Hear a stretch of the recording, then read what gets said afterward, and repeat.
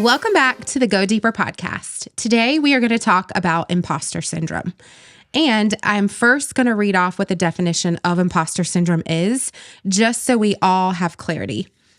Imposter syndrome is a psychological pattern where people doubt their skills and accomplishments and talents.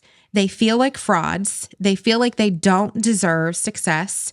Despite external evidence of being competent, they live in a constant fear of being found out.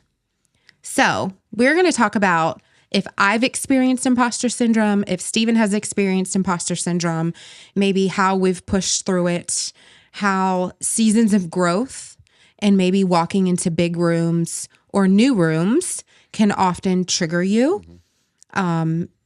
I think I've probably lived in it much more than Stephen has. He has a bit more self-confidence, maybe a sense of self-value and self-worth than maybe I do. I think you're seeing it in our son. Yeah, 1,000%. But I want us to dive deep into maybe what were some situations or seasons of life where we experienced it. Even before we got on this podcast, we were just doing a quick little rundown. And I asked Stephen, have you ever experienced imposter syndrome? And his first knee-jerk reaction was no. And I said, okay, let's be humble and humiliating, humble yourself. Yeah. And come from a place of humiliation.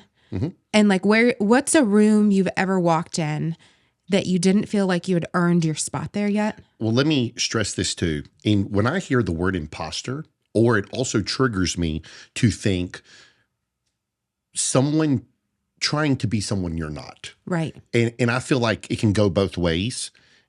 Yes, I think we've all probably been somewhere where we were like, why am I here? Am I worthy enough to be here? Yeah, I always walk into a room with confidence. You know that. But if I really deep dive down and been let's talk about 20 years ago or something like that, what I do feel like that I've never done is try to be someone I'm not. And that's where I think most people really strive to be. Amber in real estate, and I'm just using you because you're here, and they just need to be themselves. And that's becoming an imposter of yourself. And I think that's a big deal, but continue going on and we'll get to that later. So I want you to think back and I want you to dive deep into what do you feel like makes you more confident when you walk in the rooms that you walk in? How do you prep yourself? And what is it you do? And I hope I bring this out of you by asking this question. What is it that you do no matter what room it is you walk in? What is it you do? You know me, for me to put nicer clothes on for the podcast or a nice shirt, 99% of the time I'm walking into a room with a tank top. I always just do what makes me feel comfortable. And I think that's where people overthink it. I think they psych themselves out before they walk in the room and they overthink things versus if they just walked in. Yeah, it's a mental battle up here before you even enter that room. Absolutely. And I think you can spiral out of control. Right. And we live in a world, especially now, I think maybe beforehand, you knew of people and knew who they were when you walked in. Sure. But now you almost feel like you know them because of social media, because of YouTube. Sure. And I think psychologically, it builds something up inside of us that makes us have even more fear or makes us compare our chapter 10 to their chapter 21. Sure. And we feel like we're not worthy or not capable or we haven't earned a spot yet. And it's just new, right? It is a new room you're walking in. I'll say personally, coming to EXP has been the best thing ever because I've walked into bigger rooms and had access to people much closer than I ever did at the other brokerages I was at. However, I remember going to Cabo last year, and this is when my imposter syndrome probably came to the forefront in front of you. And we were sitting in that room and they were talking about the people on stage and what their level of production was and on and on and on. And we were sitting there in the thing and he looked at you and he's like, well, you've done a lot more than them. I'm telling Amber this. Yeah, Stephen looked at me and tells me that, Amber, you've done more production. You've done the things. You've done it longer. You've done it not necessarily better, but to a very high level. Why are you not on stage? Yeah. And I think it was like an aha moment for you because you've just not allowed yourself to do that.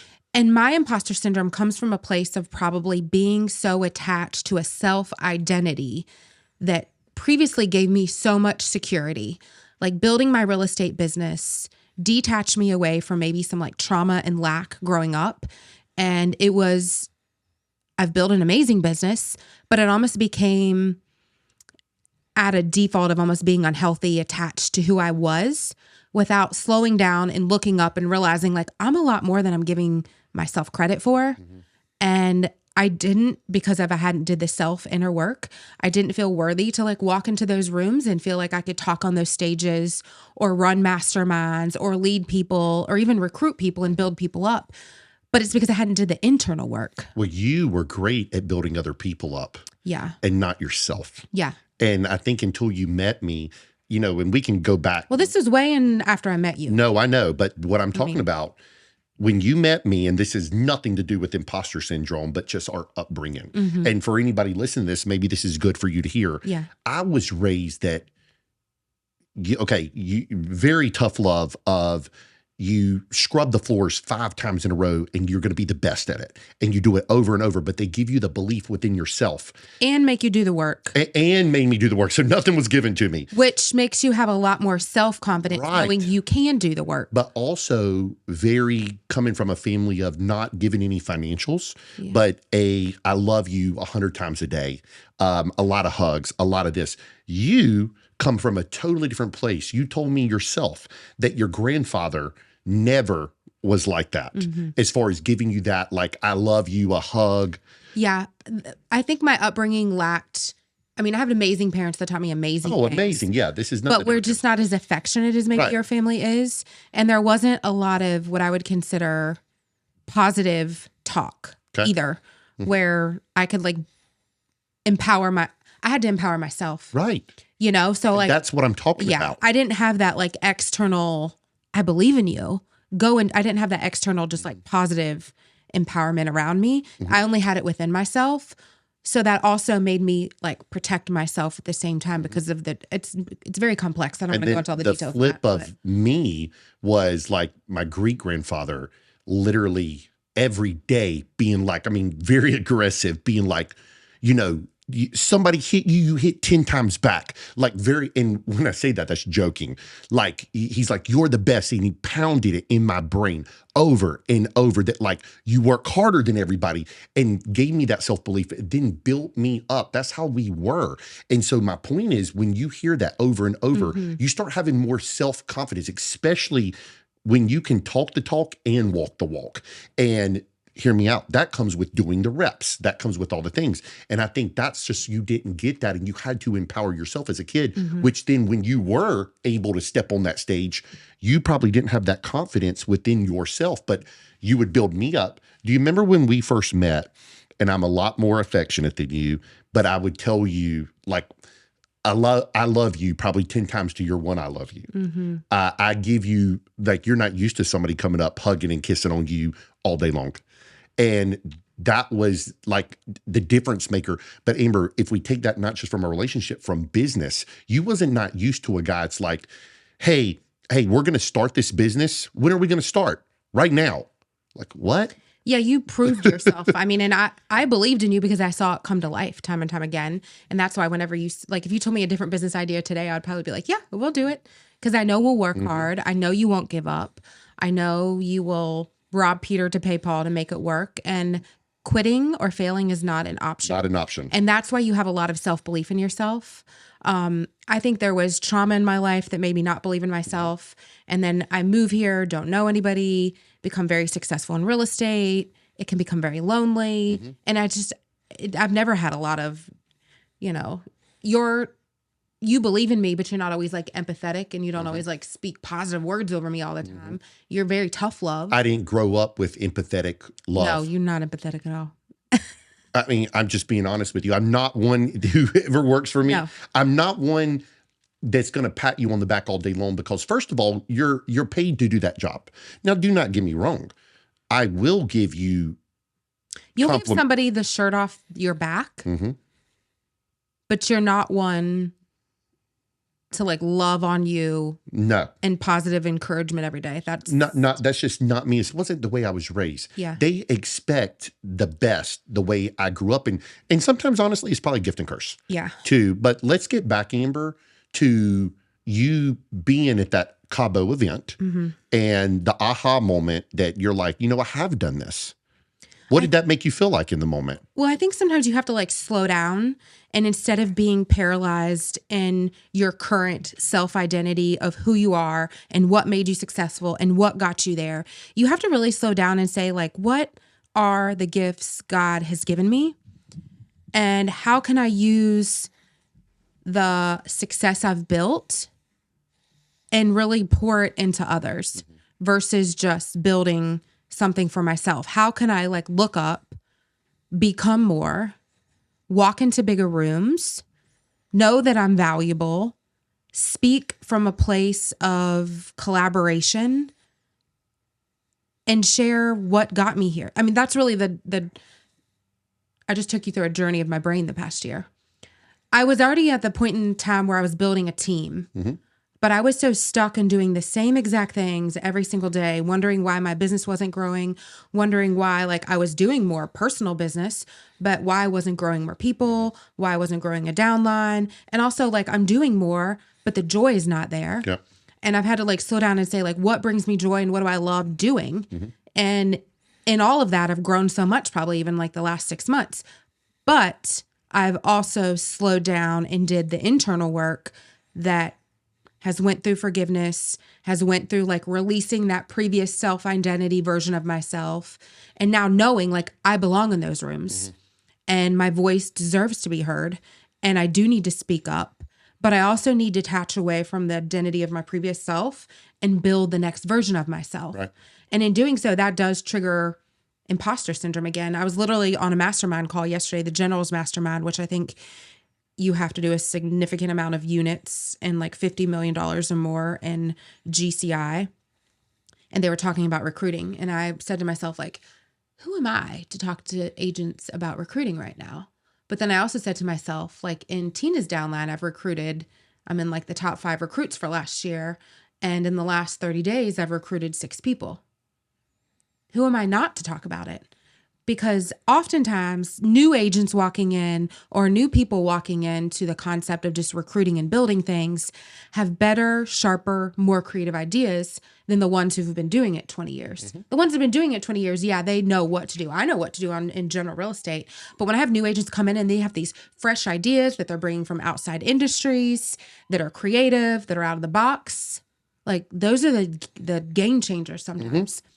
And being on other few masterminds with big thinkers, and they're talking about doing podcasts and building these communities outside of real estate and doing all of these things differently to market yourself more as a personal brand to bring people to you is what I've been building for the past year. So I said to myself, like, I am worthy about talking about these things and I'm not being an imposter and I should speak up because the value and the knowledge I have is probably 6 months in front of some of these other agents. And there is value I could bring to the table. But if you don't slow down to have that like positive self-talk inside of you before you walk into those rooms, I know it firsthand, you're going to walk into those rooms and clam up and shut down and feel like you're unworthy of sharing. And you constantly tell yourself, I'm not worthy of being in that room. And that's never something you want to do because it suppresses you and it holds you back from becoming who like God's made you to be. So it's like something I continually work through. It's healing. It's not something that I can just say like I've healed myself and I can do it. It's hard, but I see it in Sophia too. She's kind of wired this way. Like I have to hype her up sometimes. And when she knows she can do it, she's very confident in it, but she doesn't do it till she knows she's confident in it. So I think some of it's your DNA. I think some of it's just who you are and your environment around you. Because I also see Manny, and Manny's so confident and he has so much like self-worth and self-belief. And he walked at 8 months old. Like he's always the kid that gets up and goes after things. Where Sophia, we have to push more. So I think it's a multitude of things. Once you push her though, she's you're fierce. kind of like that too. I already know. You got the idea. You know what to do, but like I got to put my foot up your ass to implement it. Yeah. And me, I'm just going to go without even thinking or nobody telling me. You know me, I'm going to lay it all on the line and just go do it. And there's gifts and curse for both parts. Oh yeah. Because that's why we balance each other out well. Yeah, but there's been times that I wished I was more like you and slowed my roll for a minute and thought about something before I just go do it. Because you know me, I'm like, handshake, okay, let's do it. It's sometimes you're just, what's it called? Flying by the seat of your pants. Yeah, you fly by the seat of your pants, 100%. I'll sit and think about it and be more strategic. I'm not a super strategic person, but I do move with a little bit more thought. But I think it's because I also let fear kick in. You never let fear kick in, hardly. You just get into action. And I think the gap between the thought and the idea and the time it takes to take action is where you let fear build.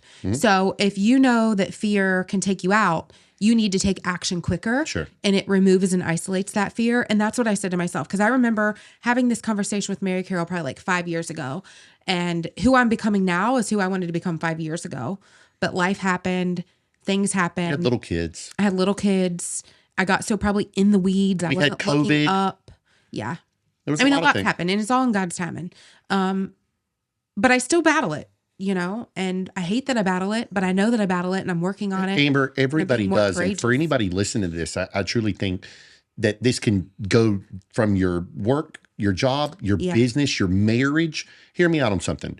If 4 women are talking in a circle or 4 men and they're talking about, hey, Amber does this at home. And the other friend says, well, I don't do any of those things for my husband. And then you got another third woman. Let's say she don't work, she don't cook, she don't nothing, and she is spoiled by the husband. And then you got the 4th woman who is at home with 4 children, busting her ass, doing the cooking, the cleaning, the laundry, whatever, all different dynamics.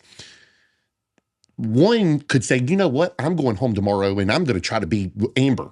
And I'm not going to do, that's going to cause conflict, or she's being an imposter within her own self for her own house. The husband ain't going to know what to do. Why did she just change? This is where I think sometimes by being around sometimes like people become an imposter within of others. Yeah. Yeah. And I think one of the best things that I've done this past year is be okay being myself more and being more vocal in my faith, being more vocal with confidence, maybe. Because before I think I would, even to you, I wouldn't withhold things and not tell you things. But then I think anytime you lack self-worth and self-confidence, you're hesitant in all aspects of your life. You're afraid to speak up because you're yearning and striving for other people's acceptance and love, which is not healthy at all. No. And when you let God love you and you love yourself, you're not as afraid to speak up.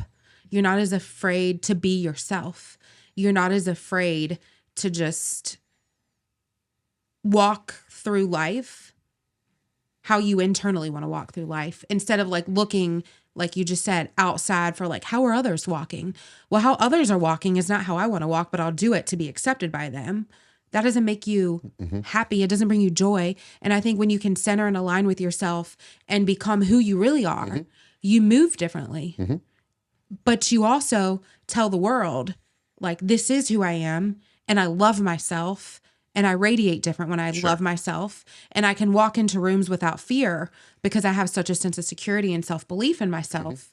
And that's where we should all strive to grow, because when you walk into rooms and you have that type of self-confidence and self-love, the imposter syndrome doesn't kick in or kick in as much. Right. Because you're so comfortable in your own skin that you know that you're going to attract your people. Right. And it's going to bring you a lot more joy and a lot more satisfaction. And it's going to make you operate on such a higher level in all aspects of life. Or you're going to, if you're walking in that room not being yourself, you're not going to attract who you really are at your core. And then you're going to live in chaos because your external world doesn't match your internal world. And then you're a hot mess. Well, you know as well as I do, and you can attest to this. I couldn't tell you how many comments every day of, you need to change your hair. You need to take out your earrings.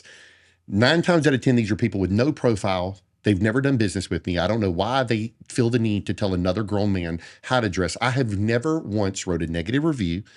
I have never once wrote on a grown man or woman's Facebook, Instagram, a bad comment about, Amber, why are you wearing those heels? Or why is your hair this color? It's amazing to me. And so then, but you've also been around people who they're talking to me and they're like, Stephen, you can never change at this point. People love you for you. You're like, your brand is your tank top. I was going to say where my mind was going with this in my own personal journey, yours already established. When you've went through a personal brand journey, which should align you with a story of who you are, why you do these things, what's your purpose, what's your mission, what's your vision for life, and align it with your aesthetic external look. So your internal matches your external. You move at ease. Yeah. Because it's who you are. And I think I hadn't done that in this past 6 months. I have sat down and said, like, who am I? What do I believe in? Right. Who do I want to be around? What's my mission? What's my purpose? And aesthetically, what does it look like? Like, I walk with more confidence knowing all those things. There's so much clarity in slowing down to spend time with yourself and be still and say, who am I? And what is it I want to do with my life? And how do I want to move? And who do I want to impact? And what do I want it to look like? Because so much of us have imposter syndrome because we're not slowing down to center and align ourselves and ask ourselves those questions. And I think just going through that exercise with Emily Ford and creating that brand has made me be like, this is who I am. And I should be proud of it. And I should tell it to the world because I know it can make an impact. Everything I've done has impacted me. It's impacted the girls on my team. Why can't it impact the world? It can. Right. But I didn't believe that before. But I know, but I've always said we got to speak it into existence. Yeah.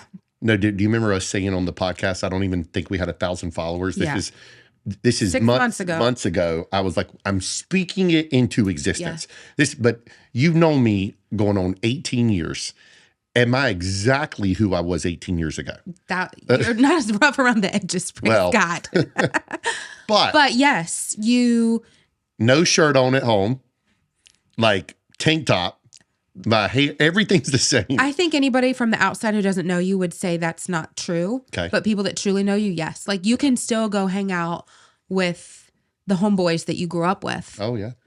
Or you can go into a 5-star restaurant anywhere around the world and sit with an A-list celebrity. You're going to be the same person there as you are here. Amber knows I've took her to some sketch places. Yeah.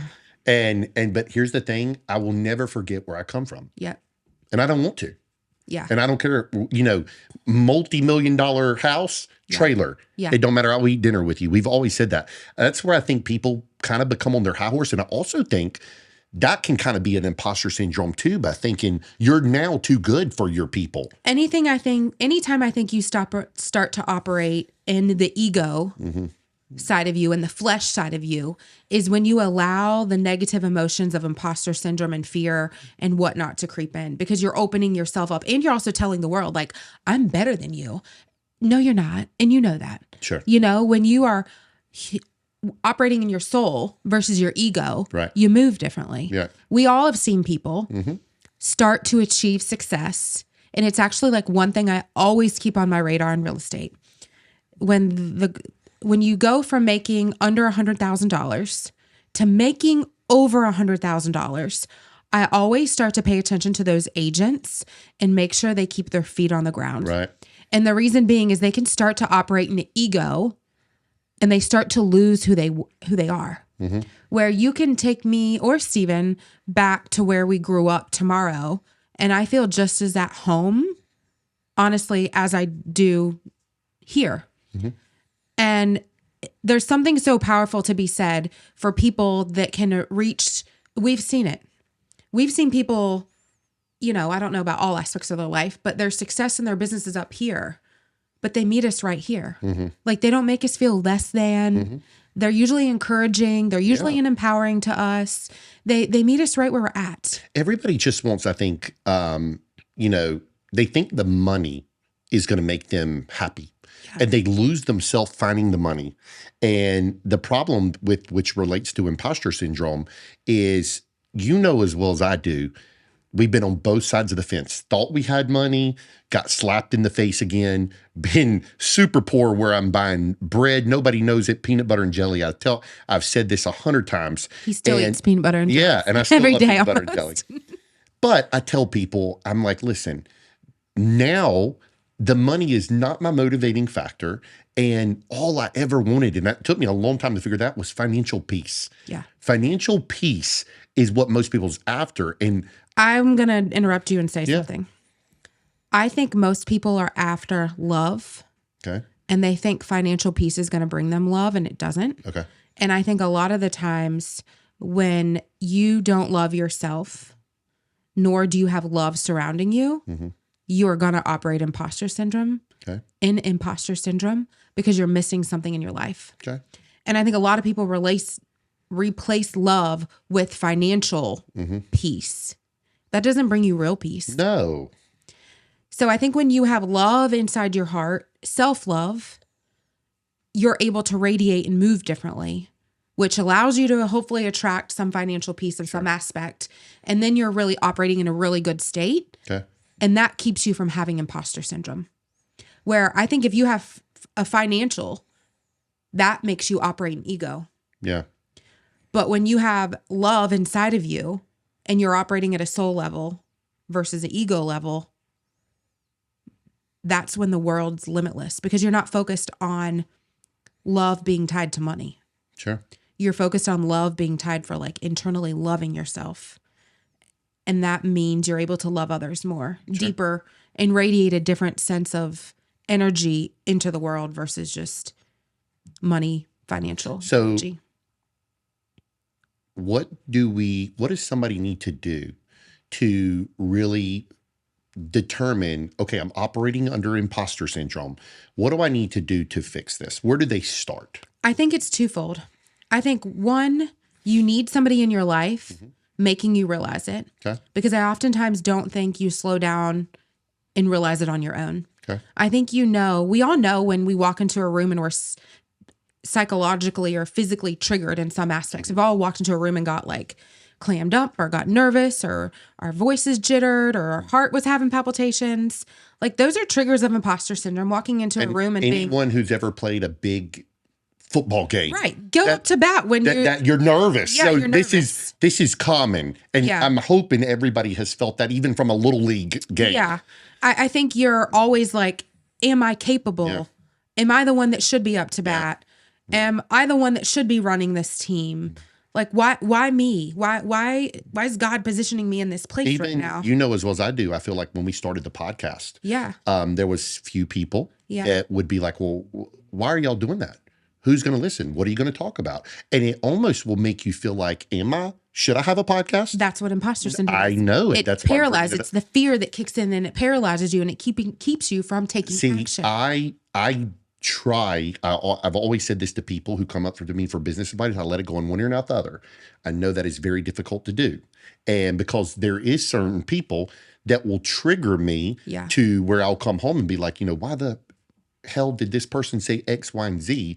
And I can't understand it. And usually it's out of a place of their own insecurities that they 10 years ago was like, I should start a podcast, and never did. The only difference in me and Amber, and anybody can take our advice, is we're willing to do and implement what we say. We don't necessarily have the blueprint, but we're going to act upon what we feel in our hearts and what we're going to do. And it's still scary. It's still scary. And that was the one thing. You said, what do I do? It's such a blessing to have somebody on the outside like my husband or other people that say like, you are worthy and you do need to do this. But you also have to slow down and do the internal work and take action quicker. Because I think there's a lot of things that I could have done 3 years ago that I held myself back because I said, I have to keep my head down and stay running my business, stay in production, stay producing, selling 100 houses a year. No, I didn't. I just didn't have the faith and the belief in myself to change my identity and become who I really needed to become to lead people higher. So I think you always have to have somebody around you that calls you out on your own self-doubt. B, you have to be willing to face all the ugly parts of you and be very humble and say, like, heal me, Lord, from the inside out, so I can become who you, this is why I started becoming her. Like, I wanted to become her, but it's like, how? What's the journey I need to go through? What's the healing I need to do? And in doing so, it's way easier now to go take action. Because before I was taking action, but I was still walking into rooms paralyzed in some aspect. I think that though you crippled yourself, but by being 15 years ago, I'm going to be number one real estate agent. Yeah. And I kept putting that in your brain, like, babe, you can be. And then when you become the top agent, I held on to that identity, and I Right. needed to tell myself the next version. I needed to start like going through the next story of who I was becoming instead of holding on to that identity. But that identity brought me so much peace and protection that I was afraid to But let then it go. your husband, me, Yeah. would always tell her, Yeah. like, babe, Years, yes. you are so much bigger than just selling real estate. Yeah. You can do a million things. And then I would ask her sometimes, are you okay if you would be number three? Number three's not bad, but deep down, I know Amber always want to be. But now the ultimate goal is to see one of your girls 100%. beat you.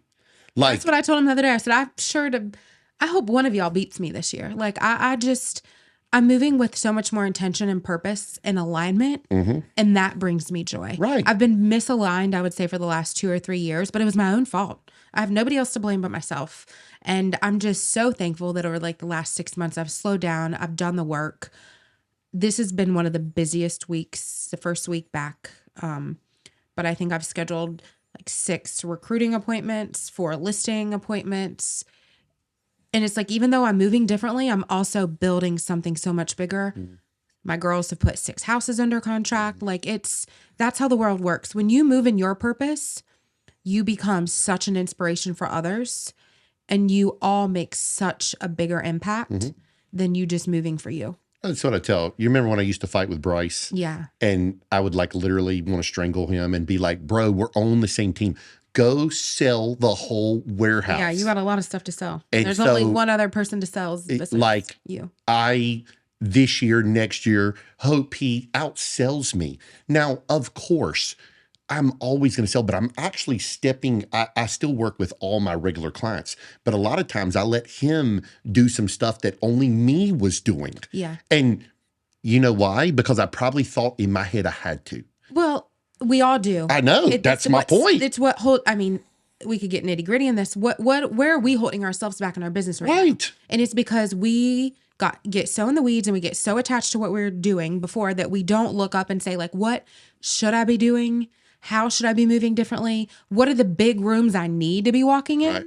And where do I need to just book it and go? We still feel like we can't leave.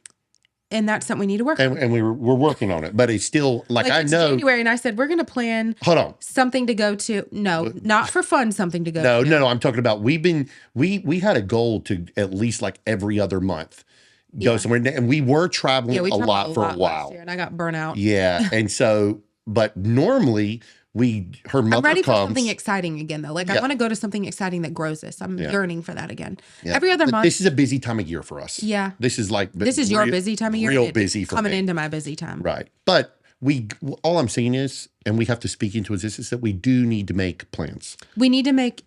I think one way to combat imposter syndrome is you need to make intentional effort to make yourself grow. It's like any other muscle in your body, this brain is. And the more you put in the reps and the more you do things, the easier it is to overcome it. When you've overcome imposter syndrome 5 times, times 6 gets a little bit easier. Right. And I'm to the point now, it's like, put me in those big rooms. Let me show these people what I got in a very humble way. But where can I walk into a room and provide other people value? I mean, even last night, I had a big name person hit me up to be on a is it a kind Did of that make you have imposter a syndrome? mastermind? What exactly is it? Yeah, he coaches entrepreneurs. It's a Okay, so mastermind. and he wants me to be the guest speaker Yeah. for big name people, Which is super cool. which is super cool. How did but- it make you feel though? This is like real time. Yeah, well, that's why I'm mentioning it, because it literally just happened last night, and honestly, I was honored. And then You always have a moment though where you get in your mind a little bit. I do, and then but I'm like, you know what? I do have a lot to offer these Yeah, you people. do. People can pick my brain, and one thing that's different about me that I think that versus any other motivational speaker or anything like that, I have nothing to sell you. Yeah. I don't sell a course.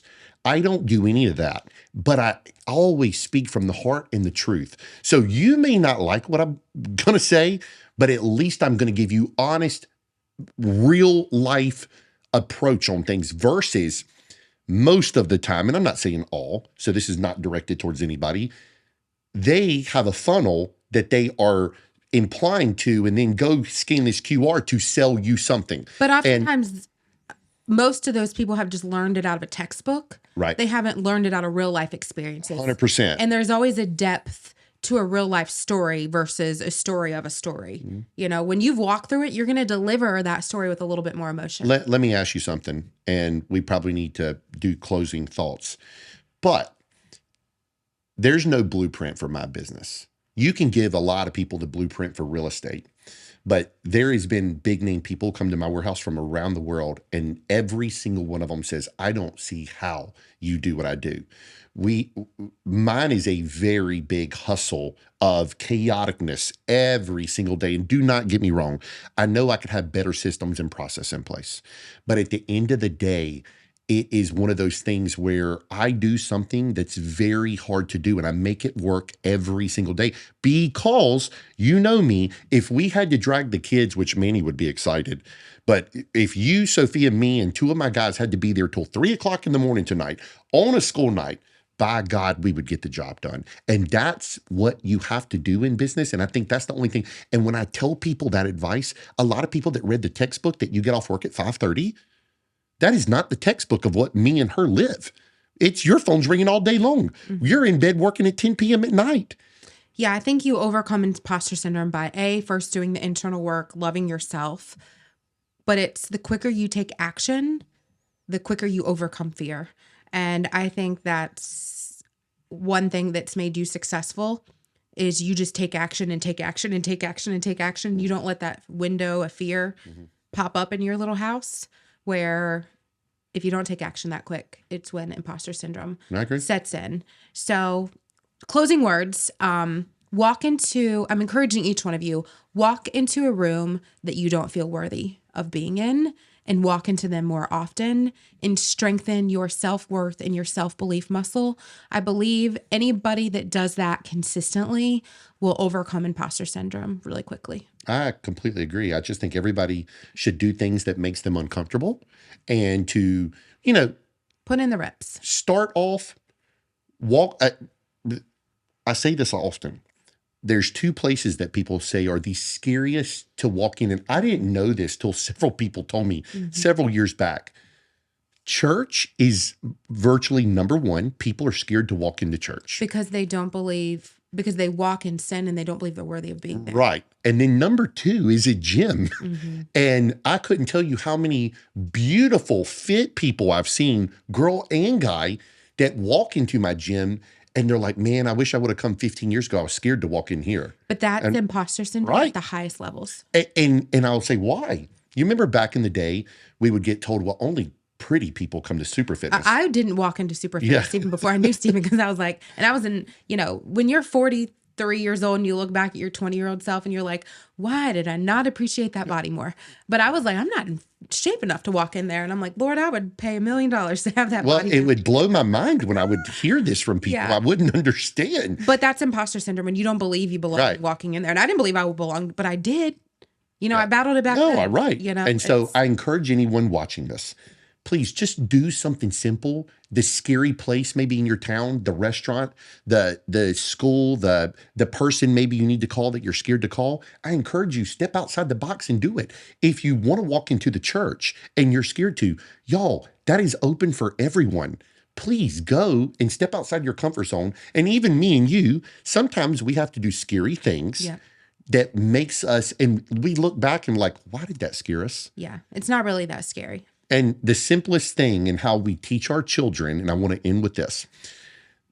Our daughter the other day was working out with my wife, and there was a box jump about this tall. And her and I had already did 3 sets of the smaller box jumps, and she killed it. Well, then Daddy comes and little stud of a brother, Manny's like, well, you were jumping on the small one, Sophia. Yeah. And she looked at him and I said, you can jump on the big one. And then here comes big old daddy. And I was like, Sissy, I believe in you and you can do it. Yeah, I said, I believe in you, Sophia. You can do it. And I held her hands because I knew that would give her the confidence. But I knew she could do this box jump. And without me even saying go or anything, she just took my hands and jumped. And she was like, and we got it on camera, and she is shocked that she did it. And she gives me a big high five, and she was so proud of herself. Yeah, she was so. And that little moment, I know for a fact, gave her that self-belief in herself. Yeah, she overcame her fear. She will never not do the box jump again. No. And the simplest of tasks, and I do think if anybody's raising kids, that starts in your early years believing in you. And I had great parents that always gave me that self-belief. But if you like this podcast, please like and subscribe to the channel, and we will see you on the next one.